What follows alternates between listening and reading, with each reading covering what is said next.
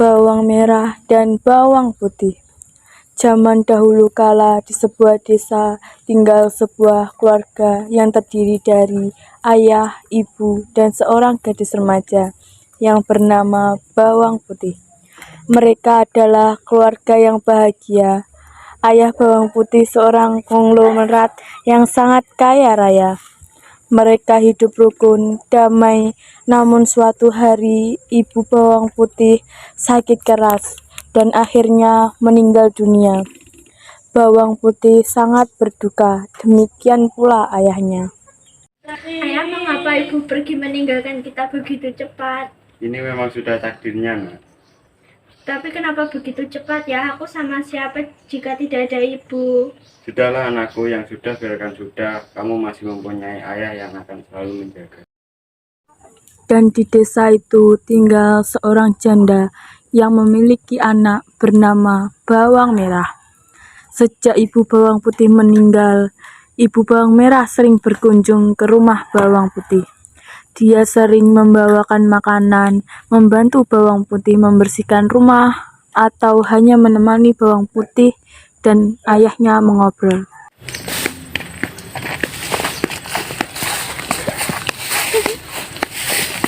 Bawang Putih, ini ada sedikit makanan untukmu dan ayahmu. Iya Bu, terima kasih. Ya udah, kalau gitu ibu pergi dulu ya. Oh ya, salam buat bawang merah ya. Iya Mas. Pada akhirnya, ayah Bawang Putih berpikir bahwa mungkin lebih baik kalau ia menikah saja dengan ibu Bawang Merah. Dengan pertimbangan dari Bawang Putih, maka ayah Bawang Putih menikah dengan ibu Bawang Merah. Dari bawang merah, kamu setuju atau tidak? Aku setuju Ayah, karena ibu Bawang Merah begitu baik pada kita. Baiklah, bagaimana denganmu bawang merah? Aku setuju ya kan Bu? Iya. Awalnya, ibu Bawang Merah dan Bawang Merah sangat baik kepada Bawang Putih. Namun, lama-kelamaan sifat asli mereka mulai kelihatan.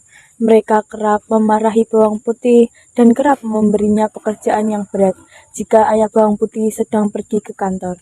Tentu saja, ayah Bawang Putih tidak tahu karena Bawang Putih tidak pernah menceritakannya. Putih, kamu harus mencuci piring, menyapu, dan menyelesaikan pekerjaan rumah lainnya. Iya Bu. Kamu harus membersihkan kamarku yang berantakan. Baiklah Kak. Suatu hari, ayah Bawang Putih jatuh sakit dan kemudian meninggal dunia. Nah, sepertinya ayah sudah tidak kuat lagi karena penyakit ayah yang semakin menyebar ke seluruh tubuh ayah. Ayah jangan tinggalin Putih. Jikalau ayah pergi, baik-baik ya, Nak. Iya ya. Ya, ayo. Ya. Ayah jangan tinggalin Putih. Ayah. Sejak saat itu, Bawang Merah dan ibunya semakin berkuasa dan semena-mena terhadap Bawang Putih, hampir tidak pernah beristirahat. Putih, kamu harus bangun sebelum subuh dan harus menyiapkan air dan sarapan untuk kami berdua. Dan kamu harus menyelesaikan pekerjaan rumah lainnya. Mengerti? Mengerti, Bu. Namun Bawang Putih selalu melakukan pekerjaannya dengan gembira, karena ia berharap suatu saat ibu tirinya akan mencintainya seperti anak kandungnya sendiri. Pagi itu, seperti biasa, Bawang Putih membawa bakul berisi pakaian yang akan dicucinya di sungai. Dengan bernyanyi kecil, dia menyusuri jalan setapak di pinggir hutan kecil yang biasa dilaluinya. Hari itu cuaca sangat cerah. Bawang Putih segera mencuci semua pakaian kotor yang dibawanya. Saking terlalu asyiknya, Bawang Putih tidak menyadari bahwa salah satu baju tirinya hanyut terbawa arus. Celakanya, baju yang hanyut adalah baju kesayangan ibu tirinya. Ketika menyadari hal itu, Bawang Putih mencoba menyusuri sungai untuk mencarinya. bawang putih segera mencuci semua pakaian kotor yang dibawanya. Saking terlalu asiknya, bawang putih tidak menyadari bahwa salah satu baju ibu tirinya hanyut terbawa arus. Celakanya, baju yang hanyut adalah baju kesayangan ibu tirinya. Ketika menyadari hal itu, bawang putih mencoba menyusuri sungai untuk mencarinya. Harus menemukan baju ibu yang hanyut di sungai itu.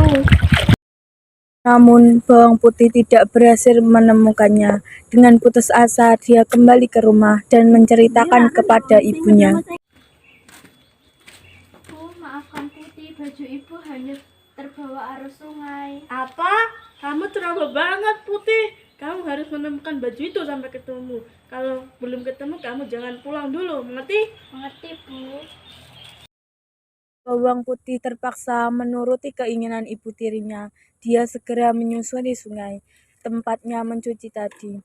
Matahari mulai meninggi, namun bawang putih belum juga menemukan baju ibunya.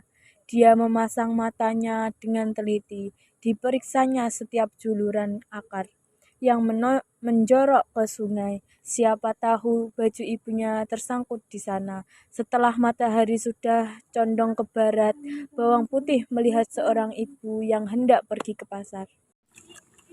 Ya, coba nak, apakah Bibi melihat selendang yang hanyut di sungai ini? Saya harus menemukan dan mengembalikannya ke rumah. Ya nak, saya tadi lihat. Coba kamu telusuri sungai ini dan di ujung sungai kamu akan menemukan sebuah gubuk. Di situ ada seorang nenek, pasti dia yang menemukan pakaian yang kamu maksud. Terima kasih, Bi. Sama nak.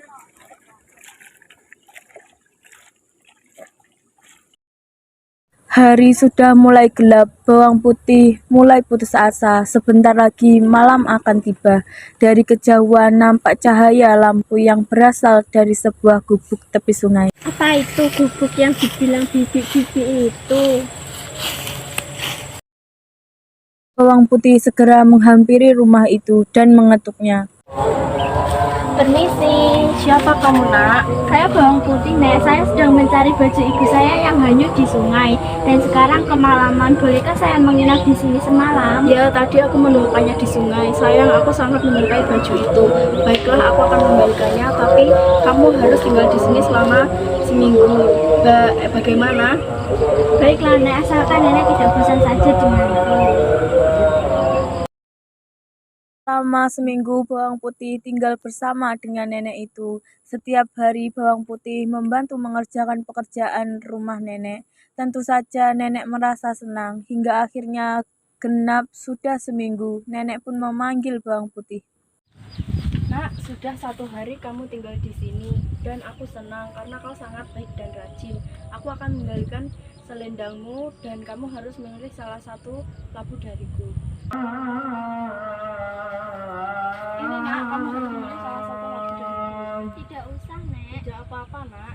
Ya sudah, Putih memilih yang kecil saja, Nek. Kenapa kamu memilih yang kecil nak? Putih takut tidak kuat membawanya, Nek. Dan ini selendangnya. Terima kasih ya, Nek. Iya bawang putih.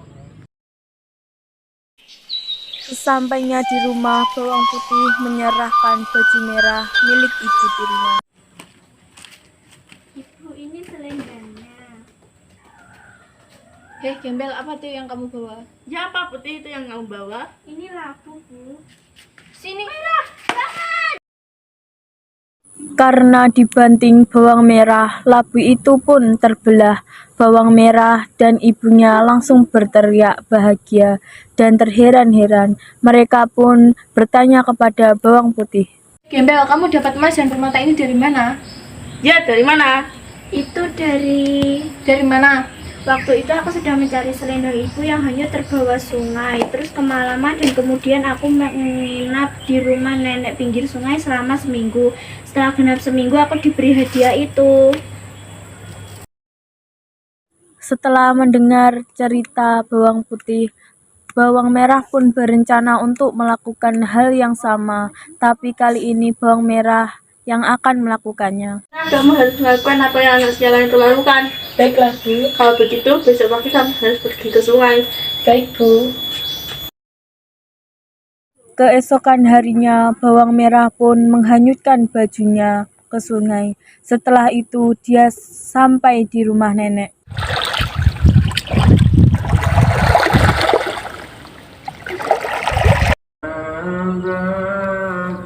Nek, tahu tidak baju yang hanyut tadi? Nenek tahu, tapi kamu harus tinggal di sini. Selama seminggu itu, bawang merah selalu bermalas-malasan. Kalau ada yang dikerjakan, pasti hasilnya tidak bagus karena dikerjakan dengan asal-asalan. Akhirnya, setelah seminggu, nenek membolehkan bawang merah pulang.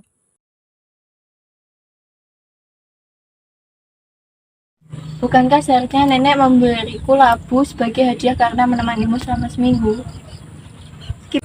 Ya, kamu silahkan memilih salah satu dari labu ini. Sesampainya di rumah, bawang merah segera menemui ibunya dan dengan gembira memperlihatkan labu yang dibawanya. Karena takut bawang putih minta bagian, mereka menyuruh bawang putih untuk pergi ke sungai.